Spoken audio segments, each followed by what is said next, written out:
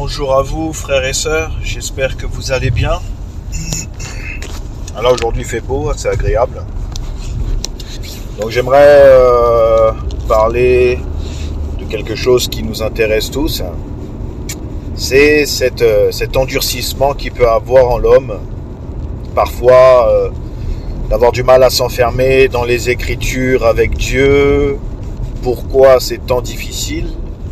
Pourquoi on a du mal à s'enfermer, à avoir ce désir pour Dieu, d'entendre le Seigneur parler, avoir cette patience dans l'homme pour attendre que Dieu parle, cette résistance en nous qui veut convoiter le monde et une autre partie veut convoiter le Seigneur. Voilà, il y a ces deux côtés, ces deux mondes, monde spirituel et monde temporel qui s'affrontent en nous. Voilà, on est là, on se pose des questions, on a des pensées qui arrivent.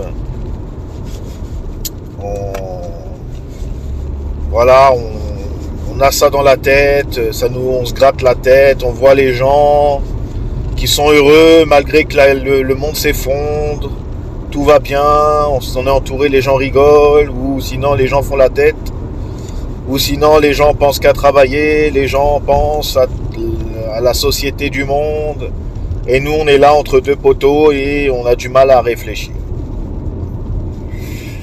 Il faut qu'on sache quelque chose, c'est que nous sommes composés de la nature adamique, et le pire ennemi c'est nous-mêmes. Nous sommes ennemis de Dieu en ce qui concerne la chair. Nous habitons dans cette chair, mais nous devons la clouer sur une croix. Cela peut faire défaut à beaucoup de personnes de oublier dans quoi nous habitons. Jésus a dit, l'esprit est ardent, mais la chair est faible. Et nous devons comprendre que le pire ennemi, ce n'est pas notre voisin. Notre pire ennemi, ce n'est pas ceux qu'on évangélise dehors. Notre pire ennemi, c'est nous-mêmes. Et nous devons, par la grâce de Dieu, crucifier la chair, faire le contraire de ce que la chair désire. Vous n'arrivez pas à vous consacrer à Dieu, il faut se clouer sur une croix, bien-aimé. C'est le message central de l'Évangile.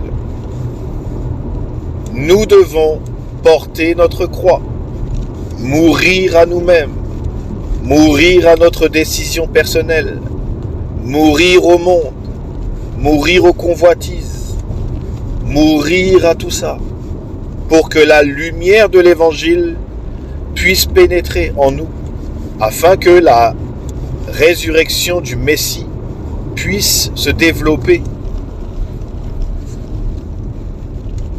Vous comprenez ? Donc, nous devons comprendre que notre chair est contre Dieu. Et si la chair reprend le dessus, on ne pourra pas s'enfermer avec Dieu. Parce que la chair ne veut pas faire cela. Vous voyez ? On peut être né de nouveau et la chair refait surface. Donc là, nous devons nous faire violence parce qu'il y a danger. Ce vieil homme, cette vieille nature, cet homme adamique que nous sommes, doit être empalé sur une croix spirituellement. On ne doit surtout pas l'écouter. Ce que nous devons écouter, c'est le Seigneur. Ce que nous devons écouter, c'est la pensée du Seigneur. Ce n'est pas la nôtre. Paul dira, je suis mort, mais je vis. Vous voyez ? Je suis mort, mais je vis. Donc nous devons comprendre que ce que nous avons, nous, notre problème, c'est notre péché. Et notre péché est bien là. Et Hébreu dit, le péché nous enveloppe si facilement. Et nous pouvons nous endurcir. Donc, si cela agit en nous, nous devons revenir à l'essentiel. Exécuter le vieil homme. Le neutraliser. Le cibler et le neutraliser. Le vieil homme doit être exécuté. Jésus, en portant nos péchés, regardons comment le Père l'a brisé. Donc nous devons regarder au Christ crucifié. Parce qu'il a pris notre place. C'est nous qui aurions dû être brisés à ce point-là. Mais Dieu, dans son amour, l'a fait sur son Fils pour nous donner la puissance d'en être dégagés.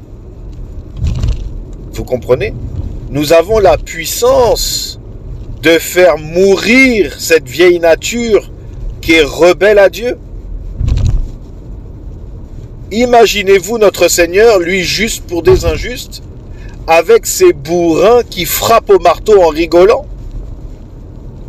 Vous imaginez? Il a plu à l'Éternel de le briser par la souffrance pour nous donner à nous le salut. C'était la seule solution. Il n'y en avait pas d'autre.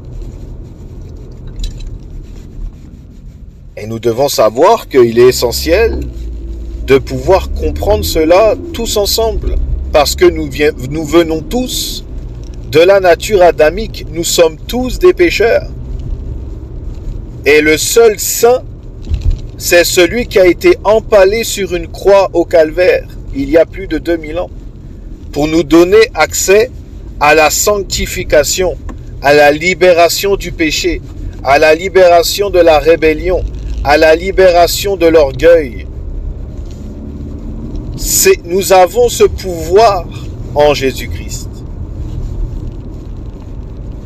Mais Satan va venir comme il a fait avec Ève, et il va commencer à semer des pensées, des doutes, des découragements. Il va dire, mais regarde, Jésus est mort à la croix, c'est bon, c'est fini. Mais c'est pas ce que dit la Bible. La Bible dit le contraire, ce n'est pas fini, ça commence. Le vieil homme que nous sommes, de notre première nature pécheresse, doit être exécuté. Tous les jours, pas une fois, tous les jours, il doit être mis à mort. Et nous ne devons pas oublier qui nous sommes avant, de quel état nous étions, dans quoi nous sommes sortis. Il n'est pas loin, mais il est exécuté. C'est ce qu'il faut garder en mémoire. Cette vieille nature pécheresse nous empêchera de nous enfermer avec Dieu. Elle ne veut pas de la présence de Dieu. Elle ne veut pas écouter Dieu. Elle veut vivre un état de malédiction. Elle ne veut surtout pas écouter Dieu. Elle ne veut pas s'enfermer avec Dieu. Elle est contre Dieu. Paul dira dans les Écritures, bien-aimés, la chair et le sang n'hériteront pas le royaume de Dieu. Vous imaginez ce que ça veut dire? La chair et le sang n'héritent pas le royaume de Dieu.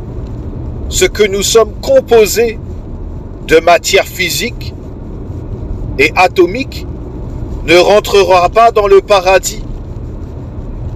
Cette première nature ne rentrera pas au ciel. Ce qui va rentrer, c'est ce nouvel homme que nous portons intérieurement.